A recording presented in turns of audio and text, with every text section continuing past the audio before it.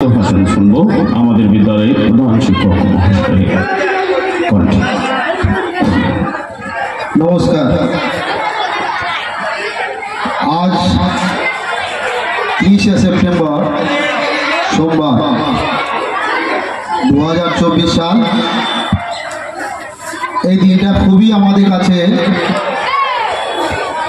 বেদনাদায়ক এবং ভারাক্রান্ত। আজকে আমরা এইখানে আমরা সেই রকম অনুষ্ঠান করতে যাইনি, কারণ আজ আমরা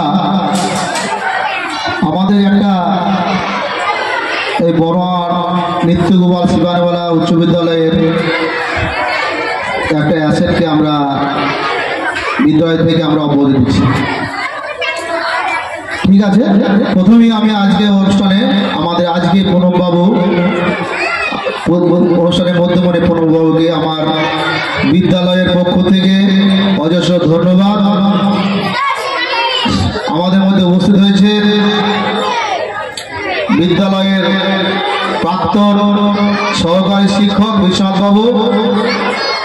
85 বছর বয়সে স্কুলের প্রতি যে বিদ্যালয়ের প্রতি যে ভালোবাসা, প্রণবদার প্রতি যে আন্তরিকতা, সেই আন্তরিকতার জন্য আজকে অসুস্থ অবস্থায় ছুটে এসেছেন, তাকে ধন্যবাদ জানাই। আমাদের মধ্যে উপস্থিত হয়েছেন মাননীয়া প্রধান সাহেবা প্রতিমা দাস, ওনাকে আমি স্টেজের জন্য আসার জন্য অনুরোধ করছি। আপনার ঘুরে আসুন।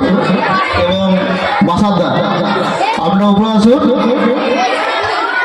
আমাদের মধ্যে উপস্থিত হয়েছে প্রাক্তন সভাপতি জিজ্ঞাদা, রবিদা, আমাদের রবীন্দ্রনাথ ছেলে আচার্যবাবু, টিঙ্কুদা, এবং আমার এলাকা আমার বিদ্যালয়ের সমস্ত শিক্ষক শিক্ষিকা, অশিক্ষক কর্মচারী, পার্শ্ব শিক্ষক, কন্ট্রাক্টর শিক্ষক, ভোকেশনাল শিক্ষক, সকলকে আমার বিদ্যালয়ে অসংখ্য ধন্যবাদ।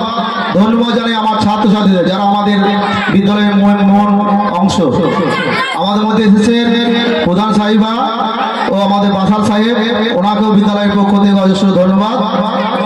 আজ যে জন্য আমরা এখানে উপস্থিত হয়েছি, সেই প্রণববাবু এইরকম একজন আদর্শ শিক্ষক সত্যি একালের পাওয়া দুষ্কর। উনি আদর্শ শিক্ষক। কেন আদর্শ শিক্ষক?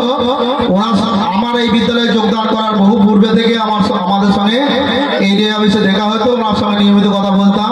উনি চিনতেন না, প্রথমে তাই পরিচয় হয়েছিল। আমাকে প্রচণ্ড ভালোবাসতেন, অনেক কাজে উনি হেল্প করেছে। তখন উনি এককালীন সংঘর্ষের সঙ্গে যুক্ত ছিলেন এবং আমার অনেক উপকার করেছেন, সেই জন্য ওনাকে কৃতজ্ঞতা জানাই। এই বিদ্যালয়ে পৌঁছানোর পরে বিদ্যালয়ের উন্নয়ন বা বিদ্যালয়ের পঠন পাঠন বা বিদ্যালয় কীভাবে পরিচালনা করা যায়, সেই সম্বন্ধে উনি যে উপদেশ দিতেন, সত্যি এইরকম অভিভাবক পাওয়া কঠিন। ওনার বহু ছাত্র দেশ বিদেশে এখন কর্মব্যবস্থায় আছেন। শুধু ইংরাজি টিচার নাই, উনি এমন একজন আদর্শবান টিচার। কারণ উনি এখনও ওই বিদ্যালয়ে না আসতে পারলে আগের দিন ফোন করে বলে, ভাই আমি কাল আসতে পারছি না বিশেষ কারণে। এই যে এইরকম আচরণ। তাছাড়া উনি এখন আমাকে এসে বলে যে টপ গ্যাপে কোনো ক্লাস ফাঁকে থাকলে বলো, আমি ক্লাস করব। এবং নিয়ম সম্বন্ধে যথেষ্ট সচেতন।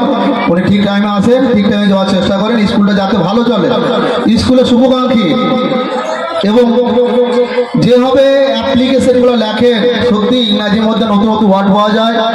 ছাত্ররা প্রচুর দেখেছি, ছাত্ররা এসে গার্জেন এসে স্যার বলে স্যারের সামনে মাথা নিচু হয়ে যায় থাকে। তাই সত্যি আমরা শিক্ষক, আমরা পেশা আমাদের শিক্ষকতা। আমরা যদি ভালো শিক্ষক হতে পারি, ছাত্ররা যদি আমাদেরকে অ্যাকসেপ্ট করতে পারে বা ছাত্র যে সম্মান দেয়, সেটাই আমাদের বড় জিনিস। কারণ বাইরের লোক কে কি বললো, কে ভালো ঘর করলাম না, কাল বাগান করেছেন নয়। আমাদের গ্রহণযোগ্যতা আমার ছাত্ররা, সেই ছাত্রদের কাছে গ্রহণযোগ্যতা আমার সবচেয়ে বড় জিনিস। শিক্ষক কারোর কাছে ভালো খারাপ নয়, আমার বাইরের লোককে কিছু বলতে দরকার নেই। ছাত্রই আমাদের সম্পদ। ছাত্র যদি না থাকে বিদ্যালয়ে কোনো প্রয়োজনই নেই। কারণ আমরা দেখেছি, যখন আমরা 2020-21 যখন লকডাউন ছিল, বিদ্যালয়ে আসতাম, বিদ্যালয়টা খুব খারাপ লাগতো। কোনো ছাত্র আসছে না, আমরা আসছি, আমরা যাচ্ছি, চাল ডাল দিচ্ছি। পড়াশুনো, ছাত্র শিক্ষক, এই যে আর সম্পর্ক, সেই জিনিসটা আমরা বিদ্যালয়ের পঠন পাঠনটাই আমাদের যে মেন জিনিস।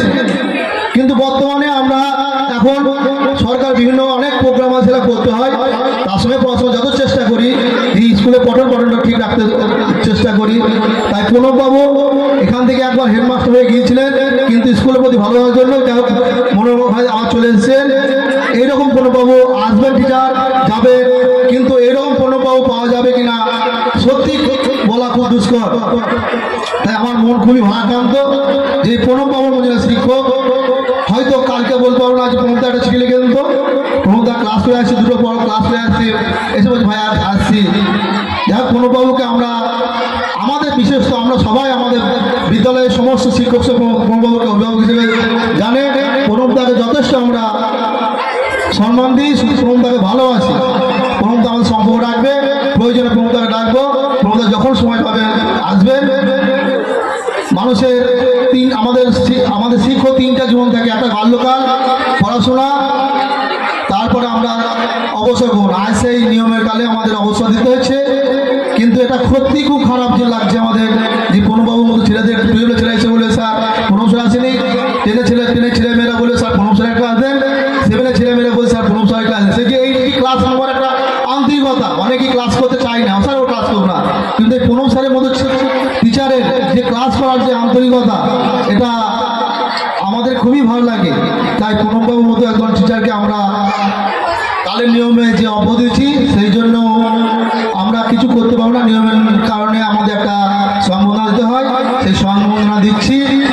আশা করি প্রণবদার বাকি জীবন এখন অনেক জায়গায় কাজ করার সুযোগ আছে, সেই সব জায়গায় অংশগ্রহণ করে যাতে ছাত্রছাত্রীদের উন্নয়ন হয় সেই দিকটা রাখবে।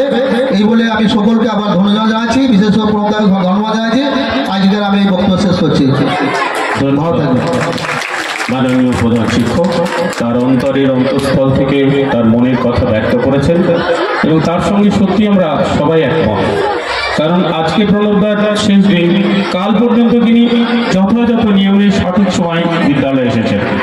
আর প্রধান শিক্ষক মহাশয় যেটা বললেন, ইংরেজি চিঠি লেখা বা অফিসিয়াল কাজের ক্ষেত্রে এরকম সুযোগ্য লোক বোধহয় স্কুল আর কাউকে পাবে না।